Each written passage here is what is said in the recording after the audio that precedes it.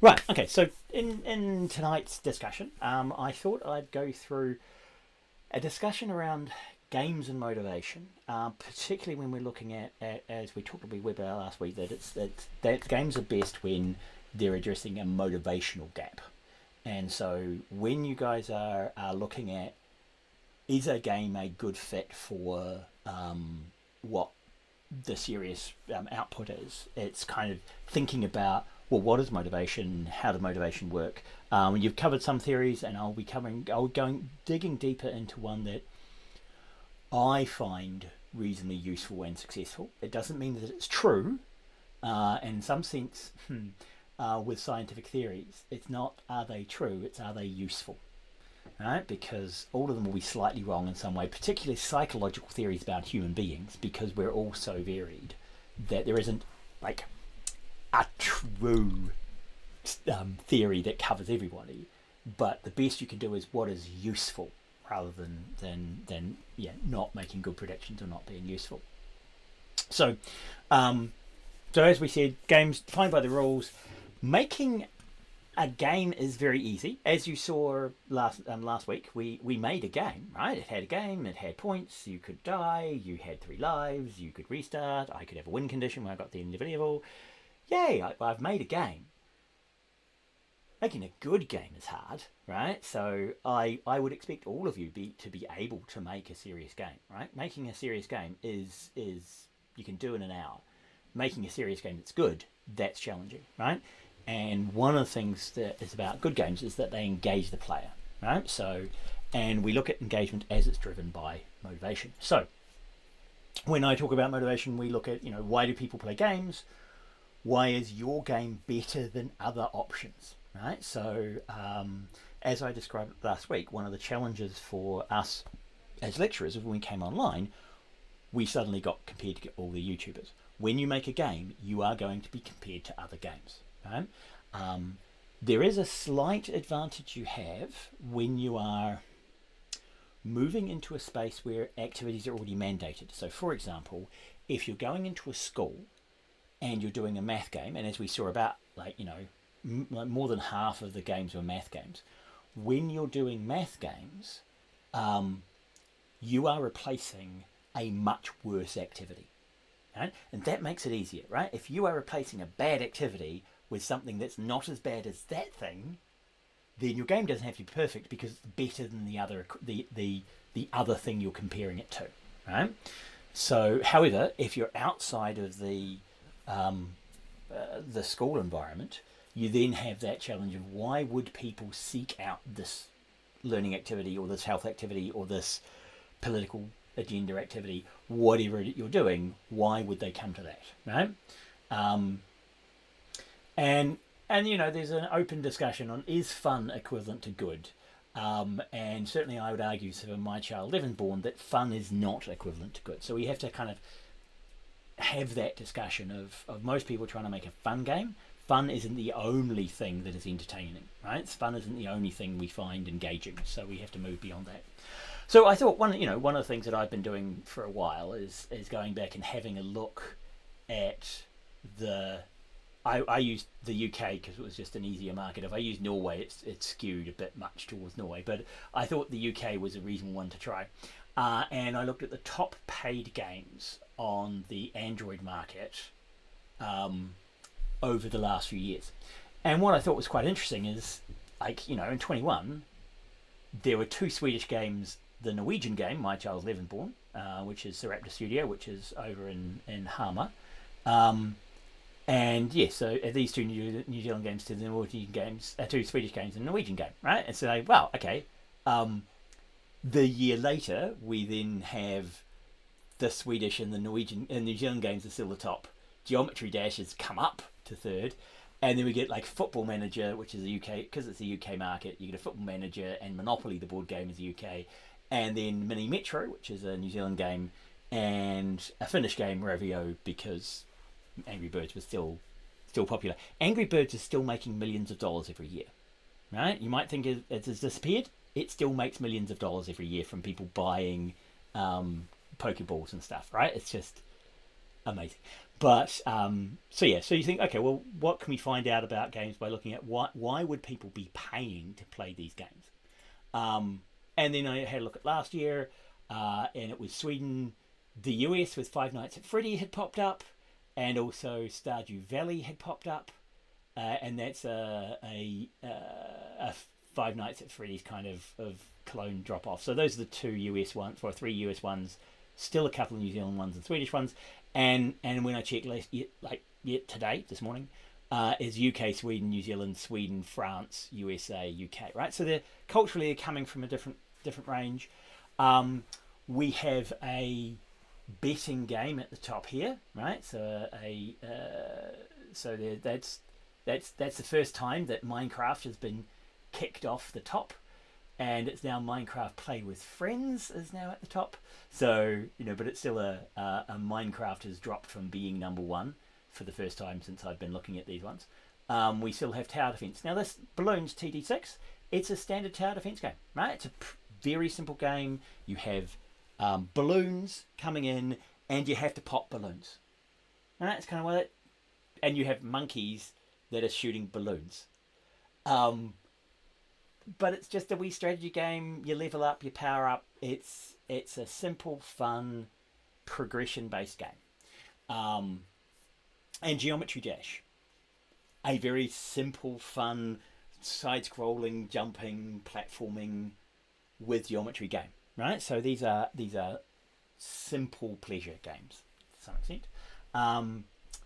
Streets of Rage is from France and Stardew Valley and Football Manager. So the Football Manager is a kind of UK-ish kind of thing to play Football Manager games.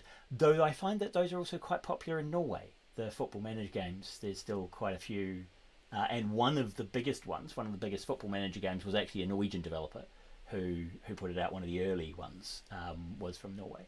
So by looking at these sort of games, you see what are the most popular with no agenda games, right? And you could even say Minecraft has almost got an educational agenda to it, and it's been consistently up there the whole time. But most of these don't have a particular agenda, except poker and Football Manager might be trying to make lots of money.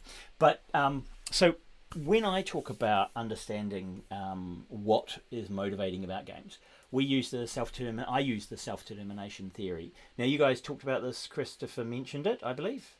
So you've seen this previously. Though I don't think he went very deep into it. I think he kind of just did the quick overview.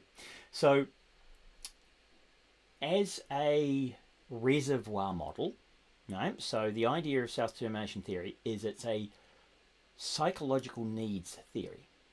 And the idea is that cross-culturally, agency, competence, and relatedness are three of the reservoirs that we're looking to fill up with activities, and that leak out some amount every day, and you're trying to find your comfort level, right? So too much agency, when I've been doing too many things that make me make choices, when I come home and look for a game to play, I look for something where I don't have to make any choices, right? So this is what's called abnegation.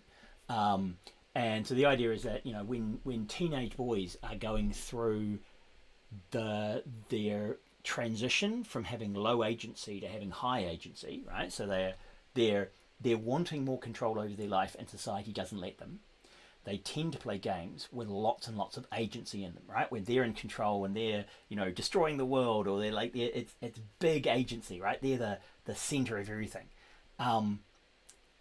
because the theory goes that because they're being restricted in how much of that agency they want, right? That agency that they're looking for, because they're restricted in that, they seek that out to fill that up. And for competence, what's motivating is to be recognized as being good at something, and so that's where you're trying to fill that reservoir up by doing things where you get reward from the activity. So high feedback games where you get lots of well done and lots of stars, or big explosions. So some competence indicator that, look at me, I'm really good. you're trying to fill that up. And relatedness is the social connectedness, so that what you're doing matters to other people in your environment. And again, it's a reservoir, and so for some people, the amount of relatedness they need is quite low, so they don't actually need to be out there and engaging with other people and getting lots of relatedness feedback of saying, yeah, what you're doing is really important and we really appreciate what you're doing, and they're not going out and engaging with other people because they've kind of already filled up. I don't need other people to validate me anymore. I'm good. Right? So whereas other people have a very high need in validation, and so they need to connect and make what they're doing very relevant to a wider community. In games, I also see curiosity and creativity. These aren't part of standard self-determination theory, which is why I add the B++, because they tend to be more in games. Now, not every game satisfies curiosity and creativity, and again, these are reservoirs. The idea is that when you are low in one of these, you psychologically seek out activities to fulfill that aspect of your psychological need. So if you look at the audience that you're making your serious game for, one thing to work out is what are the kinds of needs that they are missing out on? What psychological needs do they have, and how can we make an activity that satisfies the need that they actually have, which might not be the same needs you have and might not be the same needs as an average population, but might be strong needs for your particular user group. Okay, so and games do quite a bit of curiosity, where you're trying to find things out, you're exploring, you're understanding how things are, and expressive creativity, where again you can have quite a high level of it, and we kind of have, again, it's reservoir. So one part is that you put stuff on the top, the other part is that you lose stuff down the bottom.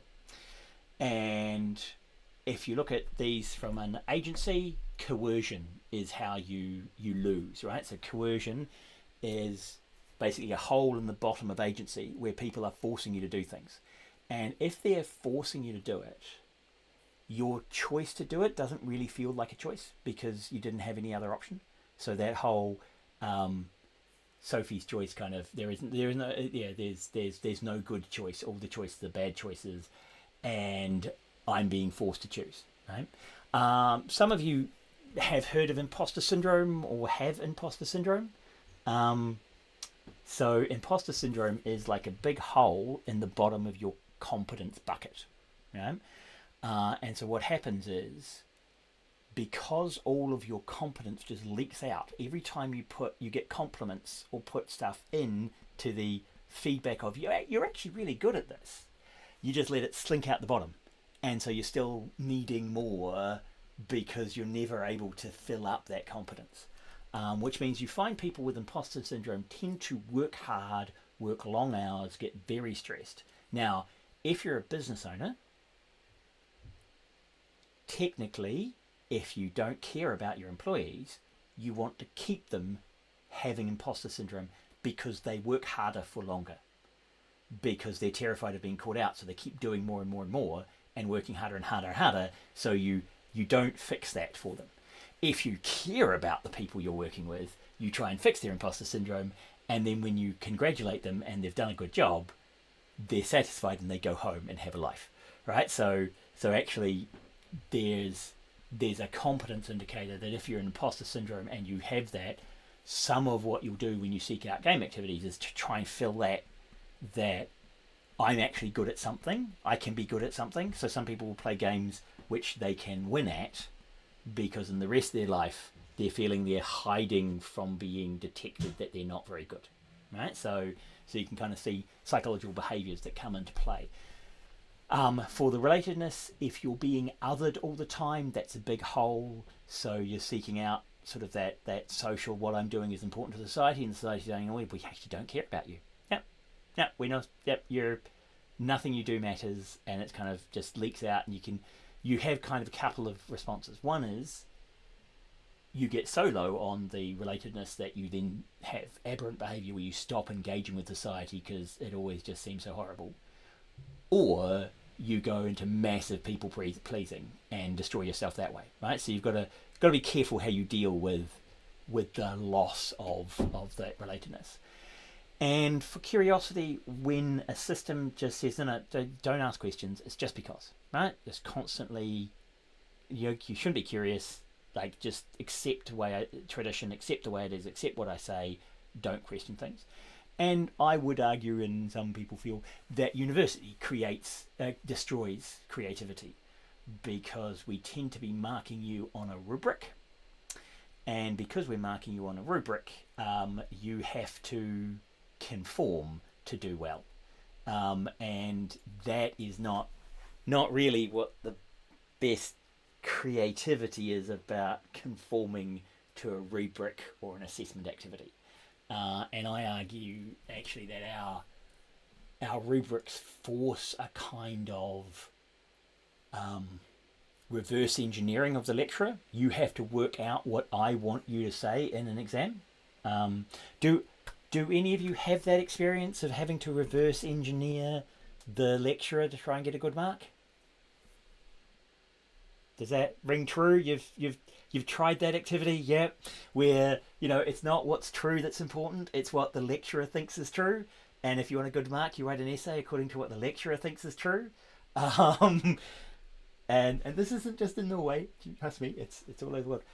And the problem is that kills creativity, because you're not being asked to be creative, you're being asked to be conformant. And that's partly because the universities force us to write rubrics before we give out assignments. And for me to write a rubric before I give out an assignment, I have to know what a good answer looks like. But that means that you then have to conform to what I've already decided a good answer is.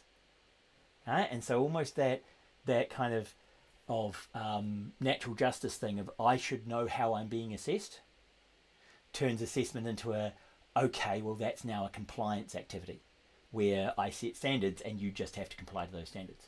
I certainly annoyed some of my students, which I do in my game courses, and I do here and I did in Norway, by saying in the Norwegian standard an A is independent thought. And so the best you can do by doing 100% of what I want you to do, exactly the way I tell you to do it, is a B. That's the highest grade you can get by complying. If you want to get an A, you have to do something I didn't tell you to do. And every time you ask me, if I do this, is it an A? Or more accurately, if you say, what are the sorts of things I can do to get an A? Every time I mention something, that thing then becomes a B because I've told you to do it. So you want me to stop talking about what things make our A's as quickly as possible so they remain open for you to do them, because you've worked out how to extend it rather than me telling you how to extend it. Right? It also stops you trying to reverse engineer me, because the more you ask me, everything then means you can't get the A. Right? So, in fact, it strategically means you cannot reverse engineer me to get an A. So that's part of creating a game system, right? So that's me looking at what is the game of education, and how do I create the rules so that people can have independence and still have some creative aspect and not just be trying to conform. Because a lot of what I do through my education is a gamification of education. And I would argue, and I'd be interested in your feedback, I consider education a gamification of learning, because learning is the fun activity, right? And education are rules and systems that we have applied to a fun activity, learning, for a social agenda. Right? As a society, we want you to learn particular things. So we've put rules, and we've put status indicators, and we've put badges, and we've put social pressure, and like acknowledgements, and we haven't done much agency. I mean, you kind of get to choose where you study and some of your choices of papers, but we're not great on the agency side of things. But certainly we've created a game that is of over learning to force a particular outcome that we want. I think it's a particularly badly done game, partly because it doesn't manage agency. It does really bad with long-term feedback, because when you study in August to sit an exam in December, it's kind of, well, that's a, and you're going to get the mark in January sometime. You're an August activity to get reward in January. That's, the brain's not designed for that length of gap between engagement and feedback. So it's a badly designed game. But that means, as a gamification, I can improve the game of education. So if we have a look, and we have a look at some games with agency, so some sort of agency and autonomy, a series of interesting choices. So when you're designing your games, right, if you are thinking about making a game or thinking about analyzing a game, then one of the ways to analyze it is through the number of choices the player has, right? So for example, Snakes and Ladders, I would argue, is not a game. Right? Snakes and Ladders was not designed as a game. Snakes and Ladders was a parable of fate. Right? The idea is that you make no choices. There is no agency. There is no gameplay. There's nothing you do. All that happens is you roll the dice, and the dice decide how far you move through the world.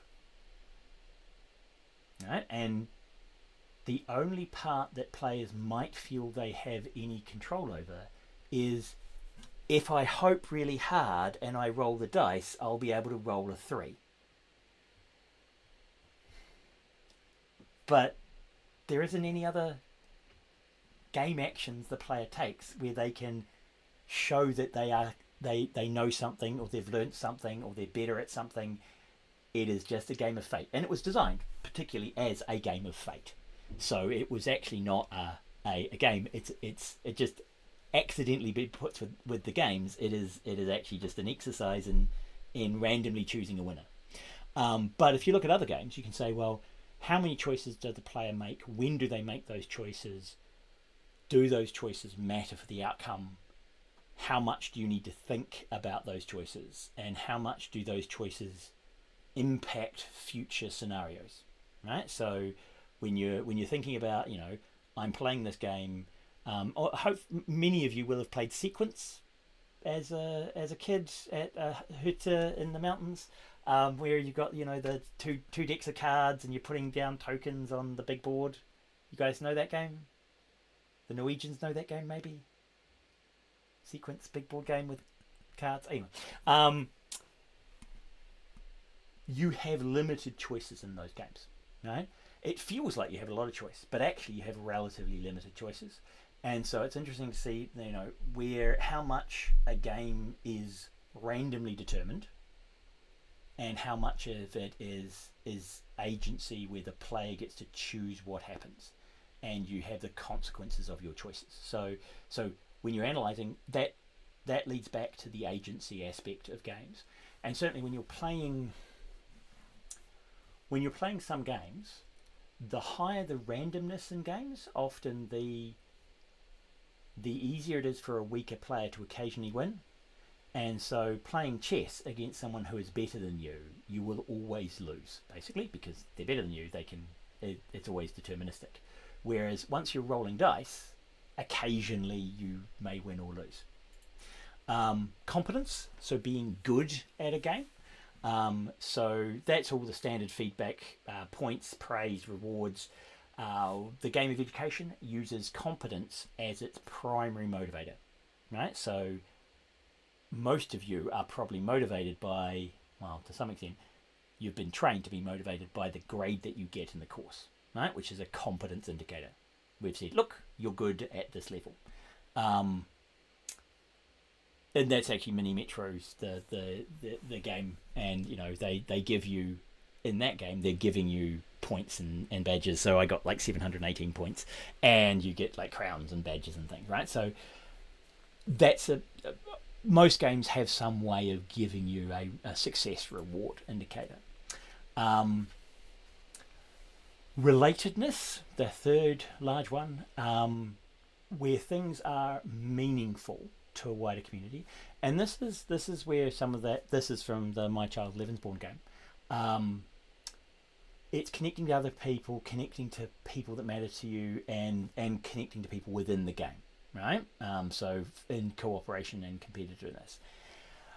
the And one of the interesting things about the My Child Born is that all of the story, so it's a single story that you've adopted an orphan who was one of the children of the eugenics program. Um, but they got the authentic stories from the survivors, from the people who are in their 80s and 70s, no, actually 80s, 80s and 90s, and recorded their stories and used those in the game.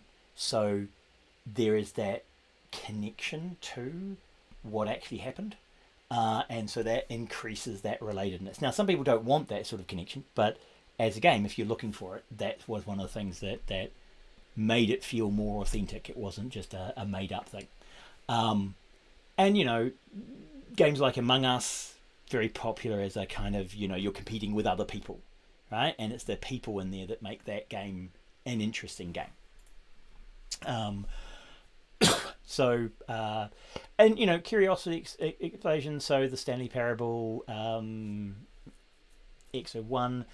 There are games where you explore worlds. Tyra is a game from New Zealand where you're an albatross and you're exploring the oceans and you're exploring worlds. Not Ready Player One. It's bumped my mind. It's now a decade old. Procedurally generated worlds, where you would travel to them and explore the universe. Lots of those sort of exploration games. Even Minecraft, you could see as a exploration. So you start with a seed and then you're exploring and you're finding things, right? So a lot of the Minecraft is in that curiosity exploration, as well as the other part, which is the creativity and customization where you build things, right? So Minecraft is got some agency, not terribly much competence indicators within the game, and a little bit of relatedness, but it has a whole bunch of curiosity and customization. No Man's Sky, that's the word I was looking for. Thank you for No Man's Sky. I don't know why it was celebrating 10 years and it's a completely different game to what it was when it started. But so you can see that in modding communities, creative communities, and if you're making a serious game, if you can engage people's creativity and customization, then you may actually that might be a whole bunch of the actual game you want to create. One of the things I saw at the Children's Hospital in Barcelona when we went there to analyze their engagement, they had all the kids build cardboard cutouts for their intravenous units, their IV units, the wee stands. So they'd make trees and they'd draw monkeys climbing on it, and they would customize their IV that they had to walk around with as a cool thing that was theirs. And it's part of that giving them creativity even in in that hospital setting. And also games in health, one of the reasons why they're quite successful is because they give agency, where agency is one of the things you lose when you've been diagnosed with something. One of the things you lose is the choice not to have that illness. So you have a whole bunch of choices that have been taken away about what you can do and where you can go and what your life looks like. And so finding ways to return some agency to people who have just had a diagnosis with a serious illness is something that can help them psychologically. So that's the kind of one of the ways you can think about what you make for games. So if we dig into My Child Born a bit more, it's a game about parenting. You have time as one of your main resources, so you're quite limited because every day you have to do activities and there's not enough time in the day to do everything. So you have to start making some strategic choices. When we were talking before about making choices, you make choices about what you're doing, whether you're going out and fishing, playing ball, or going working longer hours, and each choice has an effect on your child emotionally, and there aren't any correct answers. So they've designed it such that the way your child responds to you, Klaus or Clara responds to you, is built on the decisions you've made, but there isn't a good child, bad child decision. It's just different behaviors that get triggered by the consequences of your choices. There is bullying, there's financial struggles, having to make tough decisions. And you get some comments like, "I haven't cried over a game in a while, but this one broke my heart." And it's kind of, it's a game that makes people sad, and yet it gets 5 stars. Right? So it's a game that upsets people, doesn't make them happy. I've seen comments like, "I'm 37 and I thought I had life together, but this game has me questioning humanity. 5 stars." It's kind of, okay, so it's really upset you, but that was engaging, and that was like watching a movie about Schindler's List, for example, right? If you come out of Schindler's List going, "Yeah, that was a great movie," then you're probably missing the point, right? And so sometimes movies aren't about joy, they're about other emotions. And so this game is kind of about those other emotions. And it's engaging because of the authenticity. So doing that extra work to get those real things shines through in the writing, because the writing has that history in it and the authenticity of those people. Each decision you have has consequences, so that's the agency aspect, that you make decisions and they have consequences. It's connected to how people feel, and so it's a parenting game, and that connects to lots of people. Just either, if you are a parent, or if you're a child of someone, which all of you are, you can see some of those themes come through. It has a complex branching story and narrative, which means you can play it a couple of times, and even things like the actions have secondary animations. So they found when they're first testing it, they found it was very dull, because when you're doing some of the activities, it didn't have consequences, and so they added a whole bunch of secondary animations, so that when you did something, you got a bigger response. And one of the things you find in games is that we often magnify the player's action. So you do something small and something big happens. So in Minecraft, cutting down a tree is like cut, and then you've chopped a block of wood, right? My own children were quite disappointed when I gave them axes to cut down a tree, and it took a lot of work, right? Because it's a lot of work to cut down a tree with an axe, and it was kind of, but in Minecraft it's so easy, and it's kind of, that's Minecraft. Trees take a lot to cut down, and so as I said, it's and this was a couple of years ago when I grabbed these stats. So 105,000 5-star reviews, right? It's a lot of 5-star reviews, and so a 4.8 game is, and this, so that was on Android, and this was on iPhone. So from 5,000 reviews, mostly 5 stars, and a couple of other ones. And when you have someone say, "I loved everything about this game, it broke my heart because everything's Karen and Klaus, I think that's what they know, had to go through, didn't tell me that things really made me cry, because I've had those experiences before, and it makes me sad. No child." So this person is upset about the game, but giving it 5 stars, right? So don't think any game you design or any game you review, how fun was this? It's also, did this influence the players? How did it influence the players? As I said, this is a psychological needs theory. If your player is low on agency, then they start feeling powerlessness, right? So you can look at people, if your players are expressing that they're feeling powerless, then you might need to give them a game that gives them more choices and more agency. If you're low on confidence, you start to feel worthless, and if you're low on relatedness, you start to feel isolation, right? And as I said, you go out and search God games, power fantasy games, big I'm important games. Sort of worthlessness, sometimes you'll find people doing fighting or posture, so they need to beat things, they need to win, they need to have that competence returned to them. And you could be unhealthy social gaming, or a very active social gaming when you're feeling isolated. In New Zealand, we have a collectivist culture, and one of the things I say about that is that, so these are why I use our Indigenous words for the agency, competence, and relatedness, which are mana motuhake, Pamanua, and Manaki, are our Māori names for those.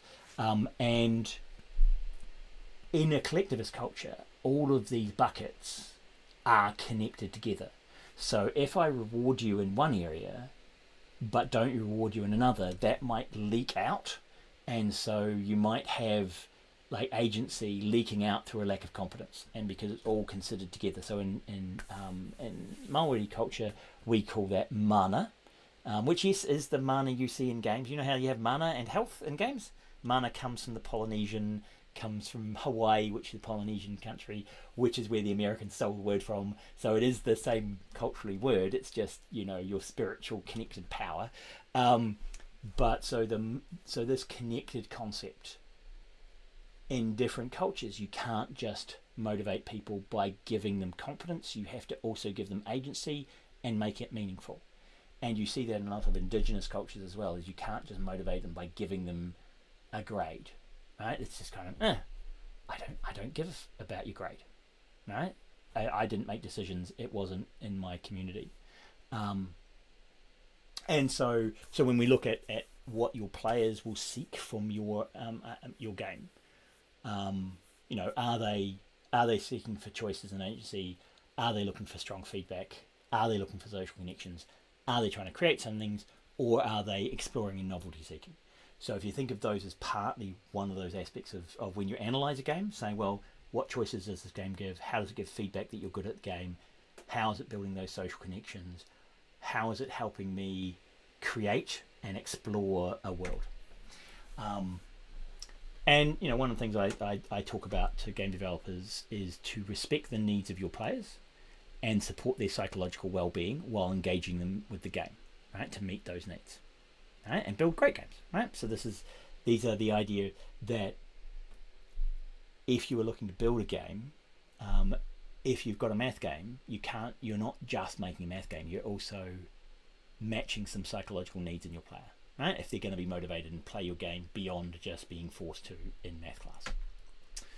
So when you're thinking about your game, thinking about how you're analyzing, frequency of choices, depth of choice, how do you how do you support the player feeling like they have succeeded, right? So one of the things that I do as an educator is my goal when I'm teaching undergrads is to make them feel like their decisions have resulted in their failure, right? I don't want my students to think that something capricious that I've done has resulted in them failing, right? They have to clearly identify the choices they made that led to them failing the course, right? Because if they can't identify the decisions they made that resulted in their grade, they won't learn, right? Because learning from failure, you have to be able to attribute your failure to a decision you made or a skill you have or an ability you have so that you can then change that.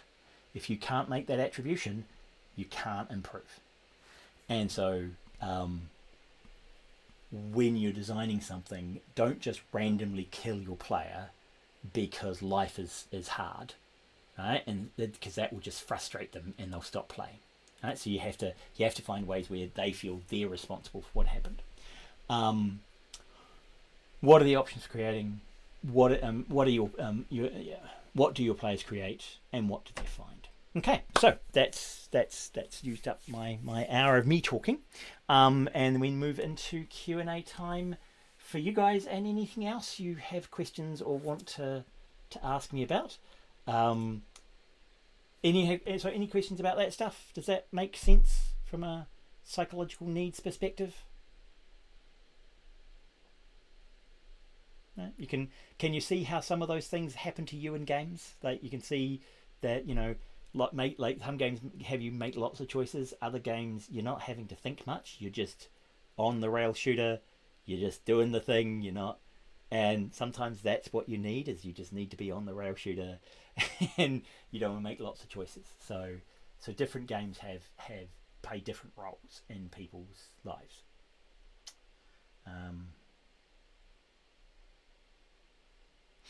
Yep. Once you understand kind of one of the why people are playing games, and sometimes why you pick particular games, and why you might like particular games at some point in your life, and then it changes to other games, and like preferences change. That's because your environment changes, right? And what you're needing might change as well. So it's some of that understanding means that when you go out and you make games for an audience, you have to try and work out where they are. Now, some games are amazing, like Minecraft, massive long staying power, because it kind of hits all of them a little bit, and it allows the player to adjust how much of that they seek out in Minecraft, and so it doesn't force you to have a lot of any one of those, right? So it has depth that you can dig into any one of those aspects, but it's not the only thing you can do, right? So yeah, so you've got it. So that's a way of thinking. Okay, so one of the things that I was going to ask you. And if let's see if my mobile phone actually worked. And I'll see if I can. Well, do you want me to see if I can show you My Child Levensborn? You want to see? I can see if I can show off the game. Okay, let's see if this works. So I do have it on my mobile here. There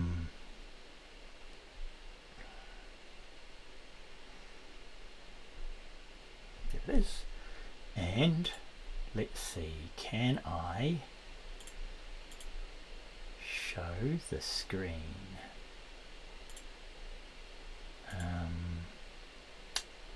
Yes, that's the device. Features. There it is with the phone link.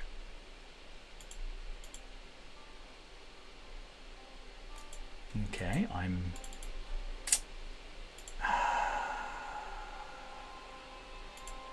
connecting. Okay, internet and start the phone link. Yes, they are connected. So how do I start the phone link? It says it's Bluetooth connected. It says it's connecting. But okay, and it's saying it's offline. That's okay. Let's problem connecting, turn device.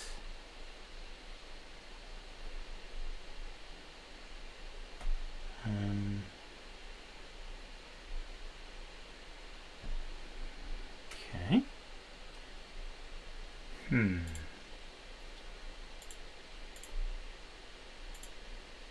Check the mobile device and PC are connected to the internet, which they are, and then restart phone link. Okay, it's telling me to restart phone link. So,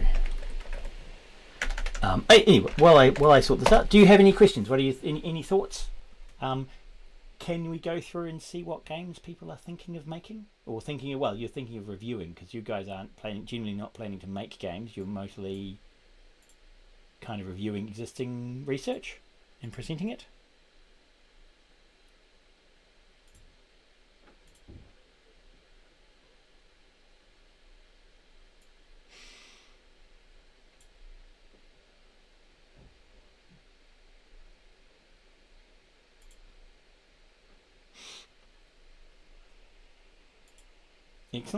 Excellent.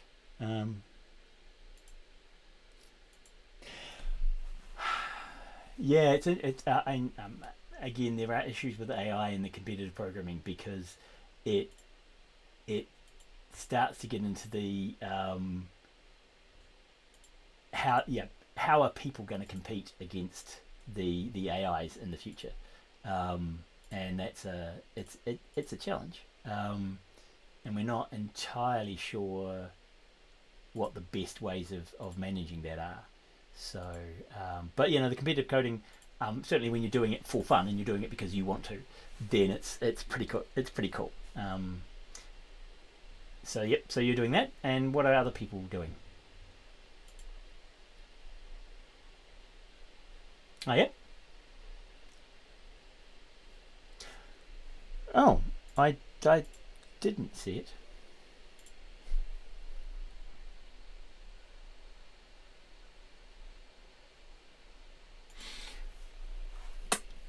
The most misunderstood and misinterpreted.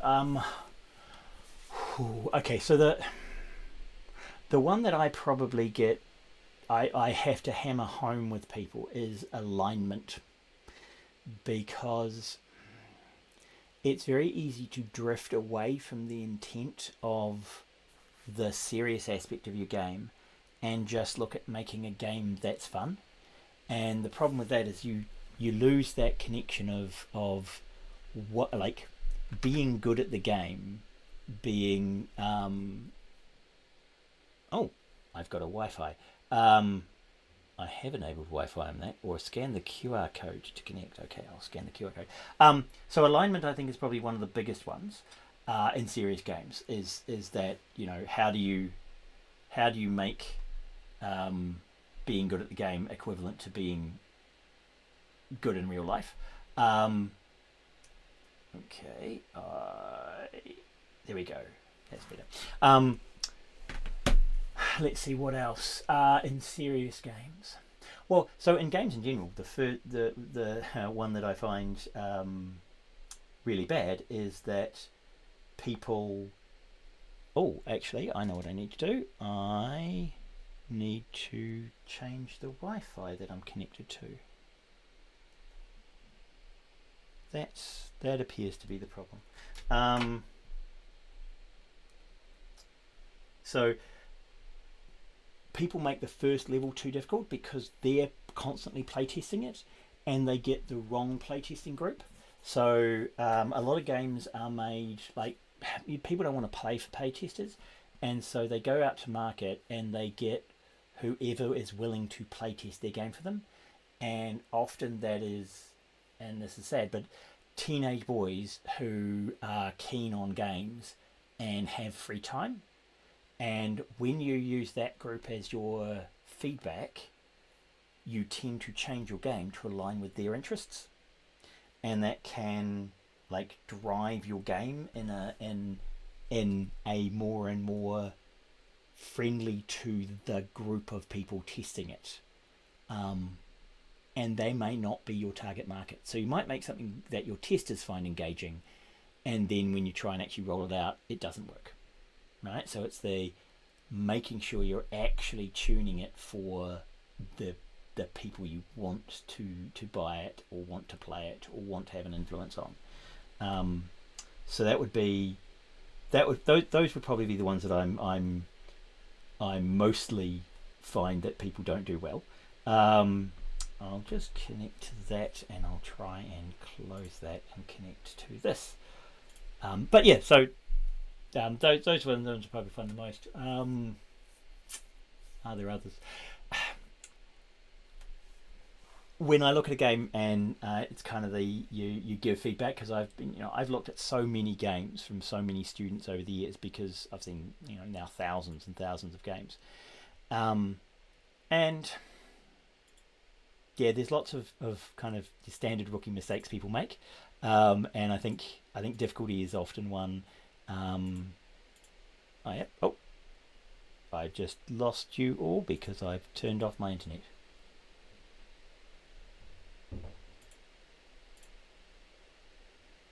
Okay, I'm reconnecting.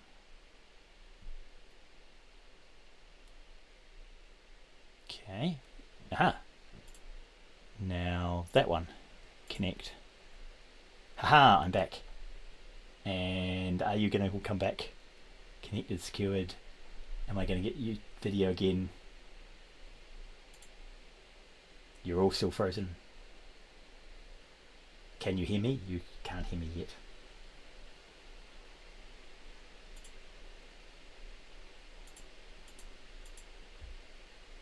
Okay. No, I still. Ah, there you go. Now you're back. Sorry, I was doing things with my internet, and obviously it got upset at me and didn't like that I was changing Wi-Fi settings. It seems to be trying to connect now. Okay, so other questions, other thoughts? So when are you doing the speed coding thing? What are other people focused on? What other research are you doing?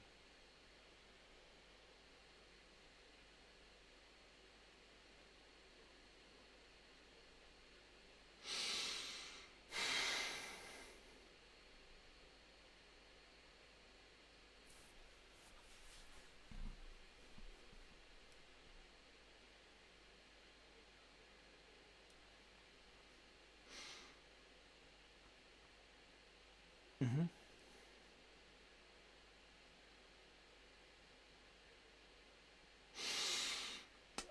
Yes. Yep. Yep.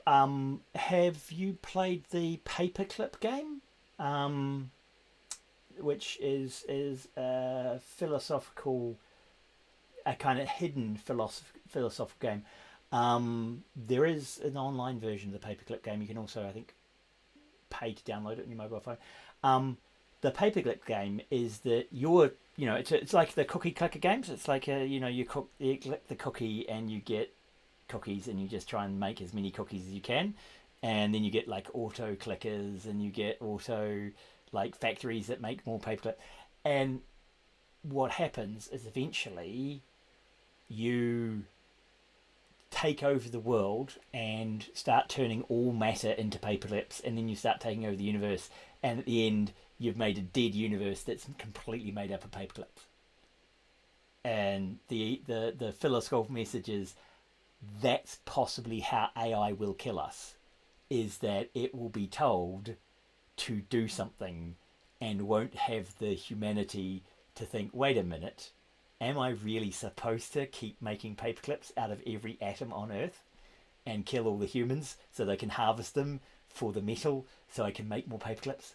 Um, yeah, which is kind of a hidden message philosophy, is the you don't really get it until the end, and some people never get it. They never reflect and never learn. Um, One of the interesting ones that I've thought about, and I talked to Xphil around philosophy games, was around making a game where the goal was to get to all of the different endings.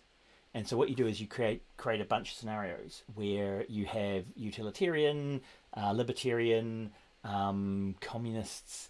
You have various different philosophical positions, and your goal is to try and work out what decision to make from a different philosophical position to get to their ending, right? And so you're you're having to role play a particular philosophy and think about a question from that perspective to try and work out how to get to a different ending, right? Because if you play games which have multiple endings, sometimes people will try and find the other endings, right? So this is kind of the how do you set up a philosophy game to do that. Um, there are a couple, if you Google them, you'll find also there's a couple of other explicitly philosophical games where you play and it tells you at the end what of the major philosophical positions do you seem to have taken.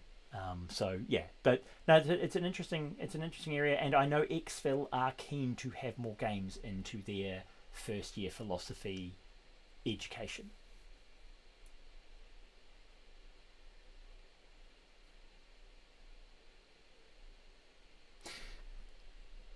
Fair enough. Yeah.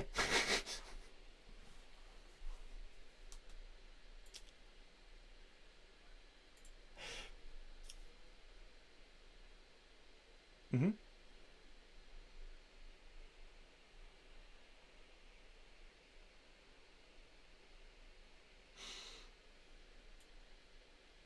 Mm.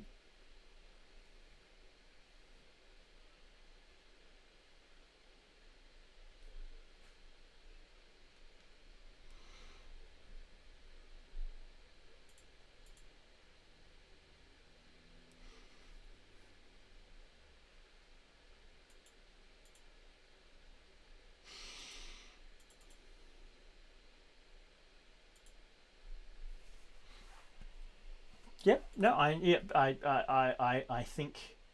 think you're right. I think there are some very interesting ways to have the philosophy or philosophical enacted in the game without beating you over the head with it being that way. So journey is often talked about as doing the hero's journey in an interesting way, because it doesn't beat you over the head with the hero's journey. It just kind of guides you in that direction of making a hero's journey story. And using the environment to be parts of the hero's journey. So I think you can do the same for philosophy, right? Where the game is enacting a philosophy rather than beating over the head with it didactically. So yep, no, that's cool. No, that should be a good presentation and interesting research. Other people's research.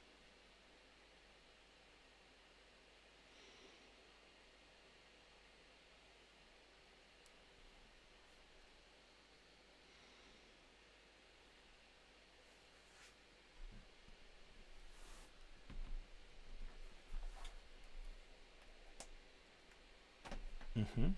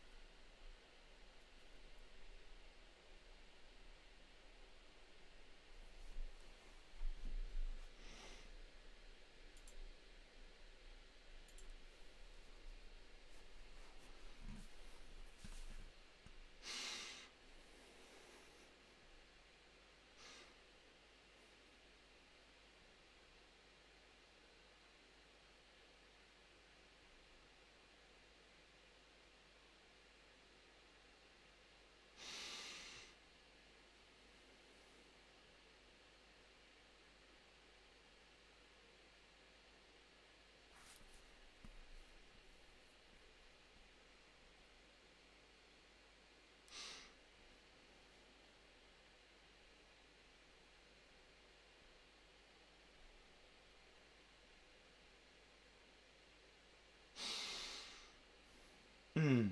Mm. So it's yeah. So looking at the where does the motivation, yeah, where does motivation lead to positive outcomes, and where it leads to kind of negative outcomes. And so this is something I also look at that in terms of politics. One of the things that I think is very negative is that most politicians regulations look at how when you breach a rule you get punished rather than how you get rewarded. And I think for some of those situations, how does the sport respond to violations of the agreements within the activity? Right?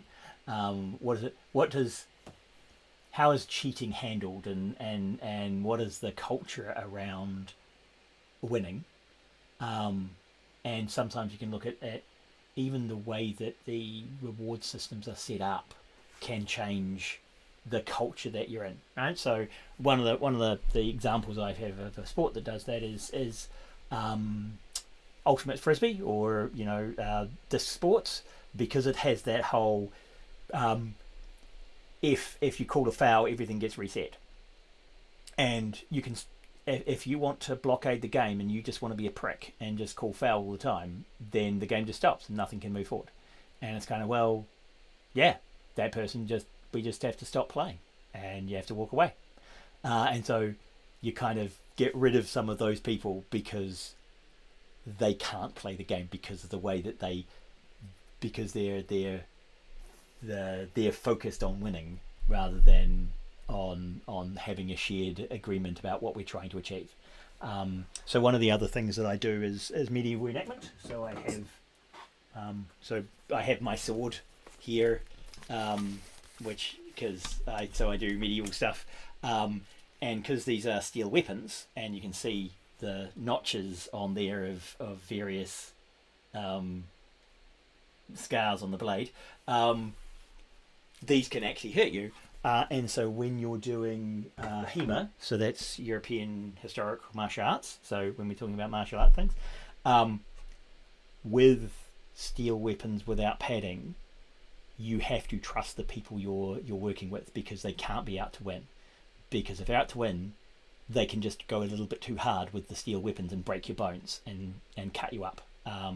And so you've kind of you all have that agreement that you're stepping back from the edge of aggression, that you're not going to try and win. You're trying to win within the rules, right? And the moment someone steps outside the rules, people actually get hurt. I actually do have which side is it? Yeah, there's a wee scar just there. That was from assault to the face during a reenactment thing. So I have got facial scars from my sport, um, but most of the time we try very hard not to hurt each other. So okay, so I'm yeah, I'd be interested in seeing how you pick that apart and also draw that in with some competitive games. Um, yeah, cool. Okay, so Cubby and stuff. You guys haven't talked about what you guys are doing.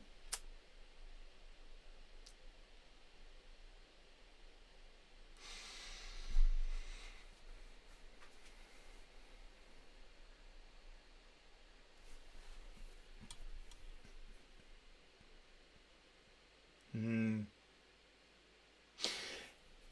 So I have a very personal connection to this. Actually, two connections. One with myself and one's my wife.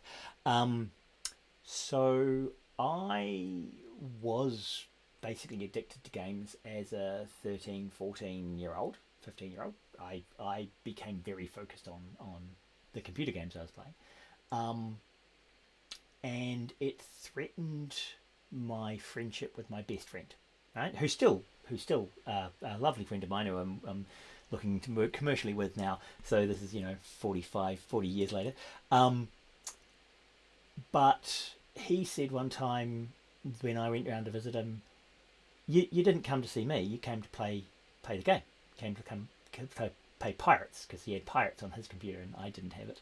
Um, and it was shocking to me that he was right. I hadn't come around to see him. I'd come around to play the game. And it threatened that friendship. And at the time, my parents were separating for the second time, and life was pretty shit. And I needed his friendship, and I needed his friendship much more than I needed the game. And at that point, I had to find a way to turn off the addiction, right? To just survive, right? Because otherwise, I was going to lose kind of one of the few things that kept me like um, clasping to reality. So it was kind of a serious matter that I had to deal with it at that point. Um, and somehow, and I'm still not sure how, but somehow I was able to flick the switch in my brain, which means I can choose to disengage from something even when I'm super engaged, right? Which interestingly does pissed off my partners occasionally because we'd be in the middle of a fight and I would just stop and go, oh, would you like a cup of tea? Because, I feel like a cup of tea. And like we're in the middle of a fight and I just completely disengage and do something else, then come back and give them, right, okay, let's start again. And it's kind of weird. Well, no, I thought we were, and it's kind of that sudden break. My wife, current wife, I'm on my third wife, so, I've tried a few times. But my wife gets very annoyed that I can just get up and leave like 2 minutes before the end of a movie or like just before the sport game ends. And it's kind of, well, I had to learn to disengage or else I wasn't going to survive as a teenager. So no movie can engage me enough that I can't just get up and walk out and go, no, okay, it's gone. I have to not think about that. So my addiction made me form a coping behavior which I then can use in other parts of my life to cope with other things that are engaging and driving a behavior. So for me, it forced me to learn a coping strategy. And my wife, her coping strategy is she removes all games from her phone because when my children were like 1 and 3, my wife was playing a game and started around 9 o'clock and about 7 in the evening realised that she hadn't fed the children that day because she had just got locked in on the game. And so she knows that if she's not careful, she will just lose an entire day, even though she has people relying on her. So she has to get rid of the games from her phone so that she doesn't get caught by them. So yes, we have different coping strategies. Hers is to never start. Mine was to be able to walk away at any time. But yeah, and certainly when you look at those psychological needs theories, when a game developer looks at prediction and dopamine cycles and looks at how you can create those addictive loops in games, and they're A/B testing them to make them as addictive as possible. Yeah, they can defeat teenagers' minds by triggering them and getting them addicted. One of the most evil versions of thing that I haven't talked to you about is the Pony Stars game, which is an example I use around the ethics in games. A serious game in the sense of it was seriously trying to make money. But the Pony Stars game was this was a Swedish game, had about 100,000 users. This was I saw it at a Nordic game conference, And what they're doing is that online game, you have ponies and you try and tend the pony, right? So you've got a stable of ponies, and you brush and you feed the ponies, and you can buy them blankets, and you can get them their hair done up, and you can colour them, and then you take them out to the show and you show them, and you do some horse jumping, and aimed at 10 to 12-year-old girls, right? So in the 90s, right? So it's not, late 90s, early O's. So quite a basic website. And what they're doing is they're trying to work out how do you make money, because they had these 100,000 players, and they're wanting to work out the business model. So do you do microtransactions where you have to buy the carrots and you have to buy brushes because they break, and do you buy stuff per pony or for all the ponies? So do you buy a blanket and then anybody can have that blanket, or do you have to buy a blanket for each pony? Do you have a subscription model, or do you buy ponies and then you have that pony for the rest of the time, right? So is a micropayment or a subscription model? Are the micropayments divided on goods, or are they divided on buying the ponies and stables? So they A/B tested this, where guys know A/B testing, where you put up two different options and you have the two groups and you look at which one makes more money or which one has more click through for titles, and so they had various models, and so they had a subscription model, and they had one of the models they had was the adding friction. So one of the things you'll see games do to try and make you spend money is that they will artificially insert friction, like, oh, you've run out of lives, so Duolingo does this, you've run out of hearts, pay money, and you don't have to worry, you don't have to wait, right? So they've added an artificial friction of time, and if you pay the money, that friction will go away, right? So you add a friction. So they had one where you had to manually brush and feed the pony, right? So that was, or you could pay for a fairy that would brush and feed the pony for you, right? So it was a small amount of friction being added, and the kids would then manually do that, or they could tell their parents, hey, I've got to pay the stables to look after my horse, basically. And what they found is that all went. That most of the models were pretty similar, except when the school holidays hit, and then the fairy model started making a lot more money. And they had done some fairly standard things, like when you play a game, you might get like a 3-day reminder when you put the game down, and a couple of days later it might say, hey, we haven't seen you, come back, here's some rewards to come back and keep playing. You've seen those kind of, a reminder sometime after you've been playing the game. Well, what they found is that if you get a 10-year-old girl to fall in love with a pony, and she goes on holiday, and she doesn't have one pony, she had like 20 ponies, and it was taking her 2 minutes to feed and brush each pony. So it was like 40 minutes a night that she was spending on her stable of ponies. And she goes away, and they don't have internet. She's only got a couple of minutes of internet because parents are using it, and this was the O's, right? So everybody didn't have internet phone. When she gets the reminder of a dishevelled looking pony asking you to pay the fairy so it will get fed, she will find you money, right? So the best way to make money is get a 10-year-old girl to fall in love with a pony and then threaten to kill it. And that was the most effective money-making model. And it's kind of, that's accidentally triggered into a very dark space, right? And the problem is nothing illegal about any of that, right? Because it's just a digital pony, right? And she didn't own the pony, it was on the server, right? So, yeah, darkly over the line ethically.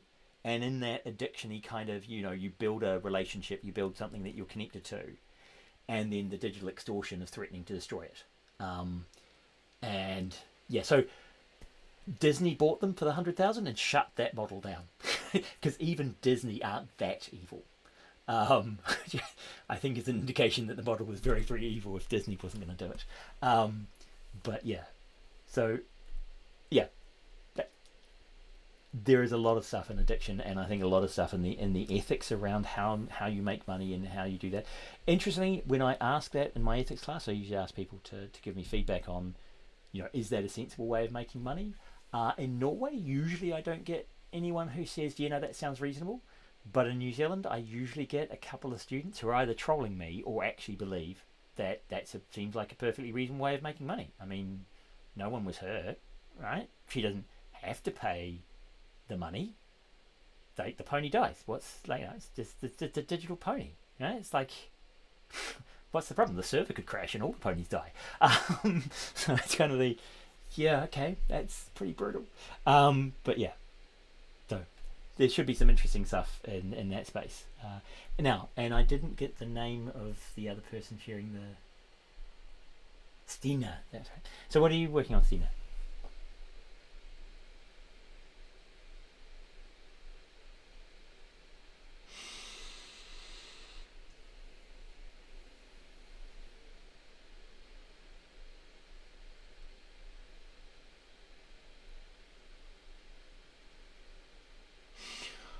Right. Yeah. No. There are some games, and I actually can't grab the name of them right at the moment because I haven't been thinking about it. But that yes, drive very abstract into kind of psychosis, and you play into a more and more psychotic world as you go through, um, and yeah, no, some of that is quite interesting.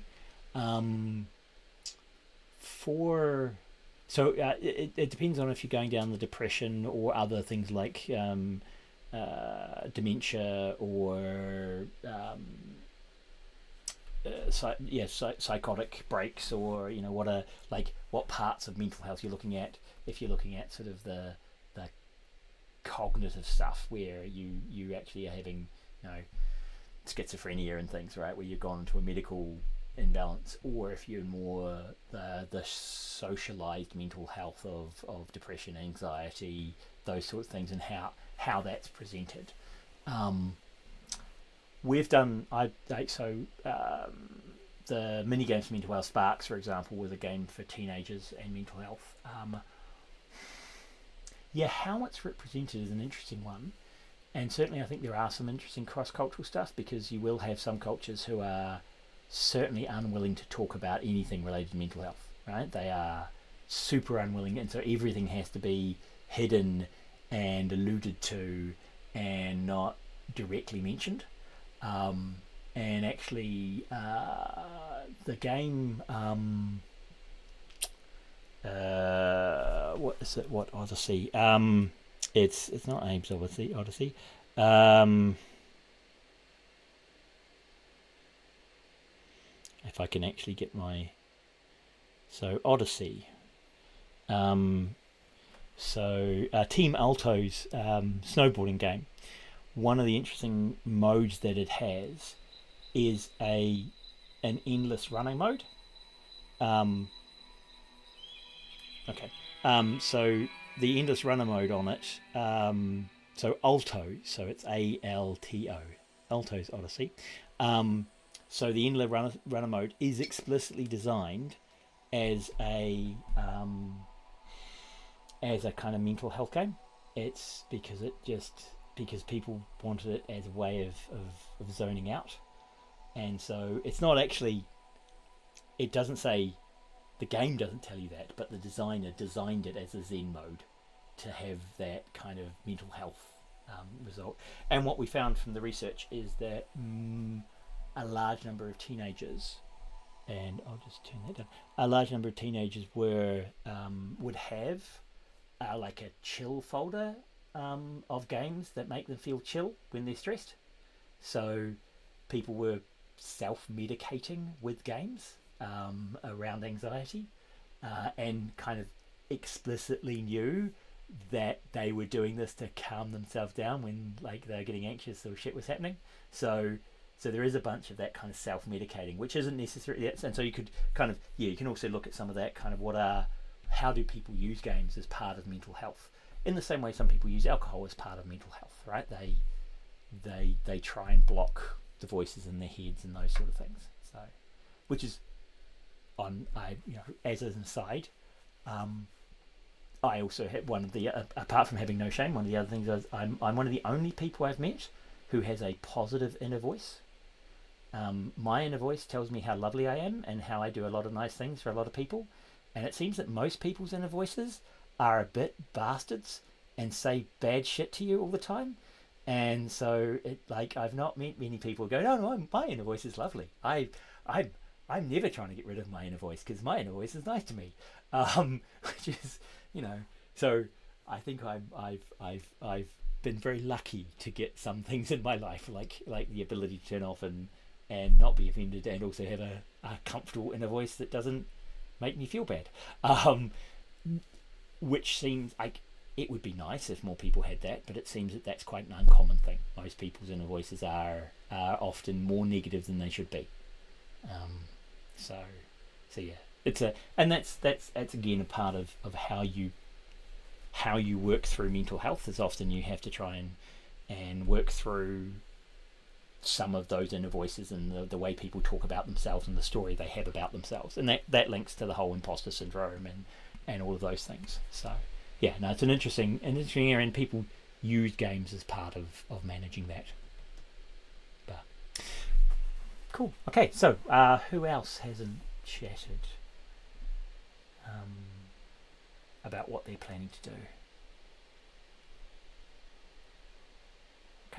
Okay, well, yes. So I don't appear to have found a way to get my phone link app to do its proper thing, and I hadn't obviously played around enough beforehand to get it to work. I should have been able to, but I don't need to download a free screen mirroring. I know I've got Android Studio, so I know I can do it in Android Studio. So I could try linking in Android Studio to see if I can mirror it that way, because the debugging system allows you to mirror. Okay, so yeah, so you've got a cozy game section. Yep. Phone stream on Twitch. That would be one way. But my see, I have had my phone link mirroring my game, and I don't know why it's not anymore. But yes, I could Twitch stream from my phone and do it that way. How gamification count people with ADHD? So I did. I don't know if I shared that masters. I had a master's student.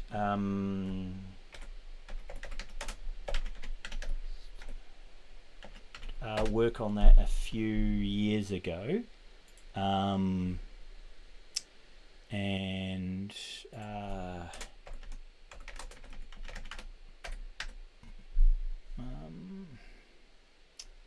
where is it?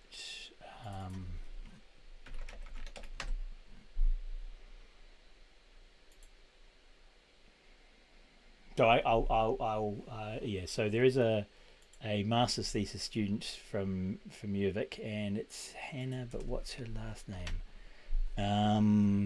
There's the thesis archive. Should be able to get this really. I should have this stored somewhere.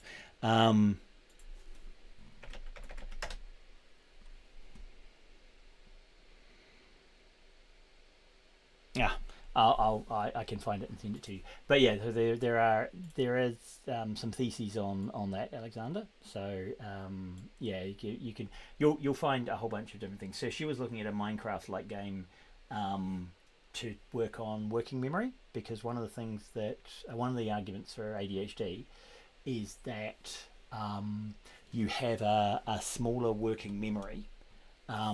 So some of the research shows that people with ADHD aren't distracted more easily than other people. It's that they can't come back on task as easily, because it appears that the the stack in their working memory, right? So if you imagine you've got a stack of things you're working on, um, if it's only got a couple of items, once you go and focus on, you pop those off to focus on something else, you then lose, you lose your working memory, right? Because you can't go back on task. Whereas if you've got a longer version, you get knocked off task, but if you break two off, you've still got those two slots that you can come back to. And so the idea is that you don't lose your position as easily. Or rather, if you've got ADHD, you're unable to come back on task as easily. So and which means if you decrease distractions, that can help.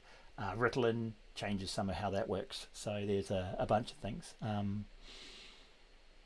Okay, so Frederick, you're looking at doing building the concept of Pokemon Go as a way of motivating people. Right. So certainly Niantic. I mean, we have a group here in New Zealand who are connected to Niantic. We've got a Niantic New Zealand group. So one of our New Zealand XR groups got purchased by Niantic, and so all their staff work for Niantic. Pokemon Go was explicitly designed as a fitness program, so that is designed to get people out and walking around. So also we had a group, and you've still, I don't know if you played it. Fellas, what is it? It's the QR codes on sticks around town. And there's a mobile game you can play to go and collect the markers. So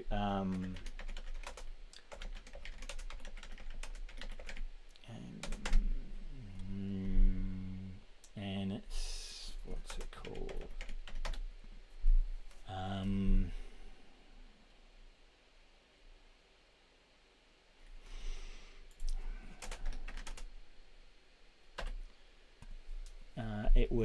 It was originally made by some of our students at Yervik, and what is it called?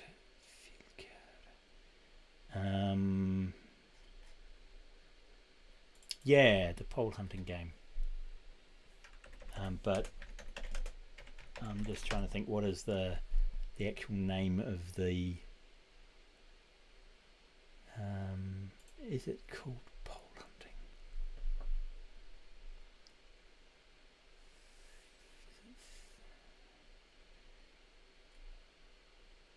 Still, yeah, still Persiakan. Yeah, so pole hunting. Right. Okay, that's the English translation I had only still Persiakan. Still Persiakan was how I remembered it in Norwegian, not as the translation. So yeah, that game was made in Gjøvik by a couple of our students who designed it and made it and then branched it out. So yep, which is pretty cool. So yeah, it had a connection to Gjøvik in some of the construction of it. But yeah, so they've probably moved on and recoded it since then. But yes. Yep, that's a kind of Norwegian expansion on that to try and just encourage movement. Right, let's see. Did I get Android Studio up? I did. And do I have the?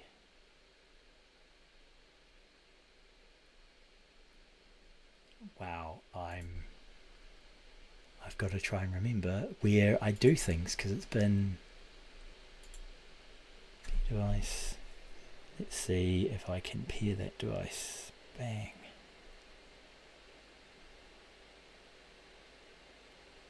Incorrect Wi-Fi password. What do you mean it can contain an incorrect Wi-Fi password? Develop a wireless debugging pair using QR. Okay. Weirdness. I'm just everything is struggling for some reason with my pairing of devices, even though I'm connected in theory to the same network and doing everything correctly. Oh well, yeah, we can. You guys can go and play the game. It's not that it's a it's a uniquely impossible get. It's only it is, you do have to pay a couple of dollars to play it, but I mean, I suppose I could just where are we? No, not that one. Keep getting the wrong. Where are you? There we go. So let's see if, I need to go to there and turn off the background. Bang, bang, bang. Ooh. There we go. Okay. No, it's made me dark, but it's that's what it is. Have you guys seen? Did I show you NVIDIA Broadcast and its eye redirection stuff? I don't know if I have you seen the eye gaze stuff on NVIDIA Broadcast? No. So it has the background removal, so I can get rid of that, and that's my actual room that I'm in. But one of the effects I can add is, if I do this correctly, I'm looking down, I can add in eye contact, and if I turn on eye contact, it'll look at the camera even when I'm looking down. So at the moment I'm not looking at the camera, and I'm actually looking there. That's my actual eyes. Those are my AI eyes. To make it look like I'm looking at you. And actually I could read and you couldn't tell my eyes were scanning and I was looking around the page and doing other things. And I can blink and that's normal. Where you can see the difference is when I do this and you can see my finger goes behind my eye, which is a bit super freaky. So yes, but it means if someone's on a Zoom with you and it looks like they're looking intently at the camera, it could be that they've turned this on so they can read the messages underneath the camera without you recognizing that they're flicking their eyes back and forth and just reading off a script. This has been particularly used for people who are using AI to answer interview questions and are just reading off the page but wanting to make eye contact. So yeah, but I did that so that I could do,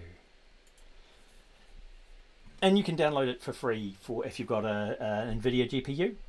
So you can download that for free and have it running on your own machine. The idea is that I can look at you on the screen and it looks like I'm looking at your eyes and you're looking at my eyes because it's redirected our eyes to look as if we're looking at the camera. So that's the actual game. So it looks like that, and if I hit continue, and you get the mirror. So this is currently looking after. Ooh, the screen is overly bright. I'm gonna have to change the settings because I'm working around having bad time of not testing anything beforehand. And if I go there and I go there and I go properties and I go configure video, I'll just see if I can. Come on, pop up. Where have you popped up? Oh, that's one I need to configure. And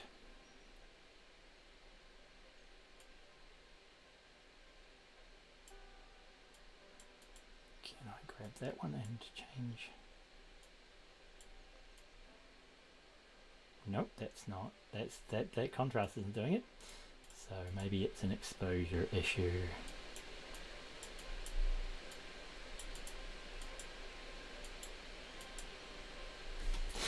It's pretty dark, but it's still there. Okay, so yes, now I'm in the dark.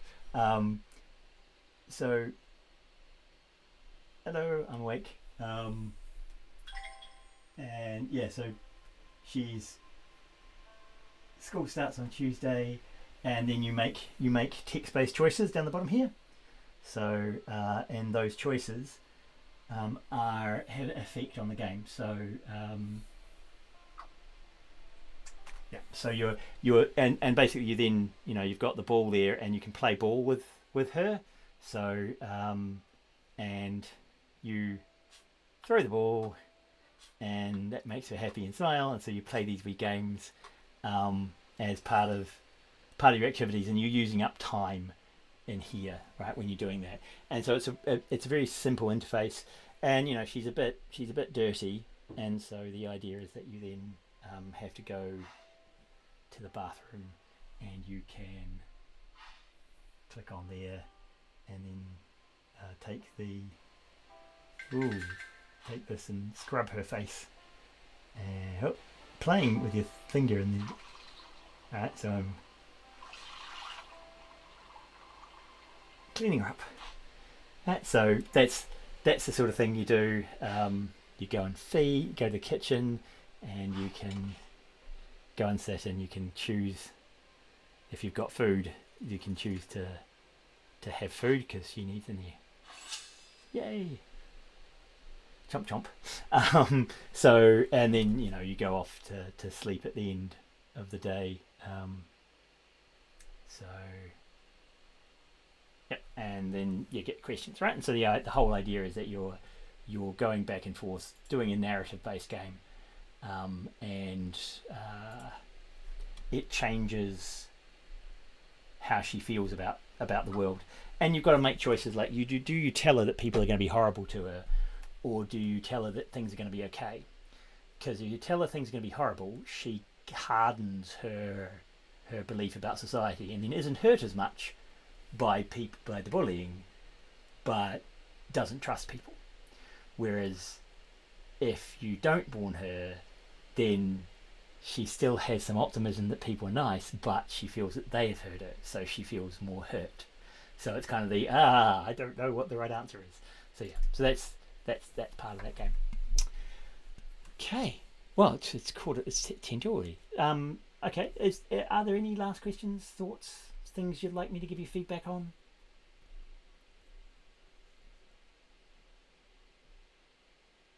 I'd have to say, Alexander, when you weren't in your shot, it did look like someone who was wearing grey trousers and a red top standing very near your camera.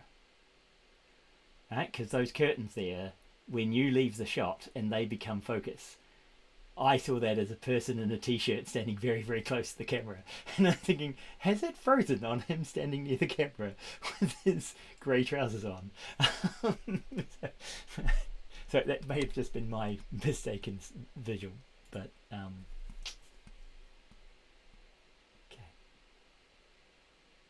okay. So I can see it's now 2 curtains and a t-shirt. So any other questions? Any thoughts before I let you guys go and stop recording? So I'm glad I wasn't the only one. So, wait a minute, is someone standing really, really close to the camera? Reached over and yeah. So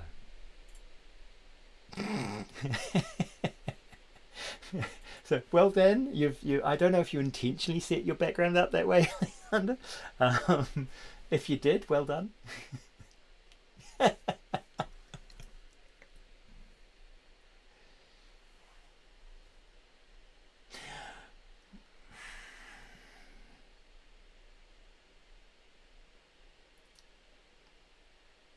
Right. Oh well, it all made us double take, which is fine. Cool. Well, if you guys don't have any other questions, really good luck with doing the research. Hopefully there's some interesting things, and when you present, of course, you get to have feedback from the other students who at least have heard the kind of area you're moving towards. So hopefully you might have had some interesting thoughts between now and when you present. So lovely. Okay. Well, good luck in finding games and thinking about why they're engaging, and thinking about how they help people. And yeah, hopefully I'll see you in Norway in a few months' time. If I don't, good luck with the exams and the write-up and your courses. Cool. Okay. well, lovely to meet you all, and yeah, I hope everything goes well. Okay, see you all.